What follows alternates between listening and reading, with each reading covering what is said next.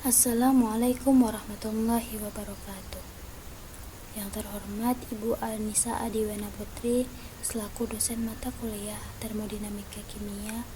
Sebelumnya perkenalkan, nama saya Selvi Afrianti. Saya dari kelas Pendidikan Kimia 2A dengan NIM 200807601.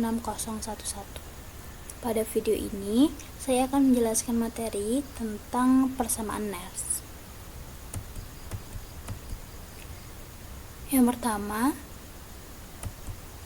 saya akan membahas mengenai pengertian dari persamaan Nernst itu.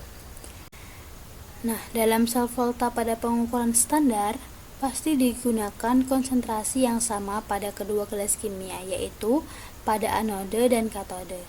Namun, jika salah satu atau kedua gelas kimia tersebut konsentrasinya diubah, maka perhitungan potensial selnya tidak akan sama dengan perhitungan potensial sel volta biasa, yakni E0 sel sama dengan E0 katode min E0 anode.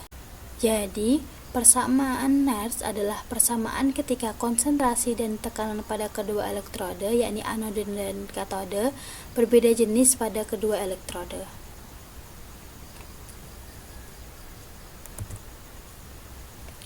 Nah, ada pengertian lain dari persamaan Nernst ini adalah suatu persamaan yang menghubungkan potensial reduksi dari suatu reaksi elektrokimia dengan potensial elektrode standar, suhu, dan aktivitas dari spesies kimia yang mengalami reduksi dan oksidasi.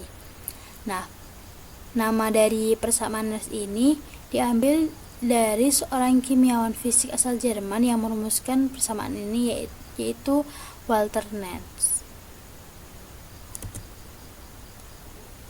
Adapun untuk rumus persamaan Nernst ini ada dua. Yang pertama pada keadaan standar. Nah, yang dimaksud pada keadaan standar di sini adalah temperatur 25 derajat Celcius, yakni 298 Kelvin, tekanan 1 atm dan konsentrasi larutan 1 molar. Adapun persamaannya ini yang pertama, E sel sama dengan E0 sel min 0,0592 per N dikali log Q. Untuk persamaan yang kedua, E sel sama dengan E0 sel min 0,0257 per N dikali ln Q. Untuk keterangannya bisa dibaca di bawahnya.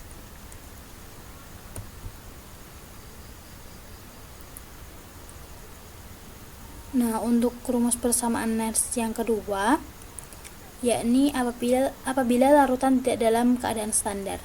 Untuk persamaannya yakni E sel sama dengan E0 sel min RT dibagi N kali F dikali ln Q. Nah, untuk keterangannya bisa dibaca ya teman-teman di bagian bawahnya. Langsung saja ya. Pada contoh soal, pada kedua elektrode sel volta terdapat larutan asam yang menghasilkan gas hidrogen pada anode dan katode. Aliran elektron mengalir dari konsentrasi 0,05 molar ke konsentrasi yang lebih tinggi, yaitu 0,5 molar. Jika batang pada anode dan katode yang digunakan adalah platina, maka potensial sel volta yang terukur pada voltmeter adalah, untuk penyelesaiannya bisa disimak. Yang pertama, pada soal diketahui bahwa ada larutan asam, yakni H+, pada kedua elektrode. Maka reaksi larutan asam tersebut pasti ada yang mengalami reaksi katode, yaitu reduksi, dan anode atau oksidasi. Adapun untuk reaksi katode yakni 2H+ plus 2 elektron menghasilkan H2. Untuk anode, H2 menjadi 2H+ plus 2 elektron. Untuk reaksi redoksnya berarti 2H+ yakni katode menjadi 2H+ ini anode. Nah, karena elektron mengalir dari konsentrasi 0,05 molar ke 0,5 molar, maka konsentrasi 0,05 molar adalah anode dan konsentrasi 0,5 molar adalah katode.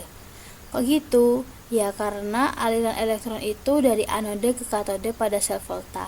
Jadi, reaksi redoks pada langkah 1 menjadi 2H+ sebesar konsentrasinya sebesar 0,5 molar menjadi 2H+ dengan konsentrasi 0,05 molar. Untuk langkah selanjutnya, kita masukkan ke persamaan rumus sel konsentrasi dan ingat bahwa N0 selnya bernilai 0.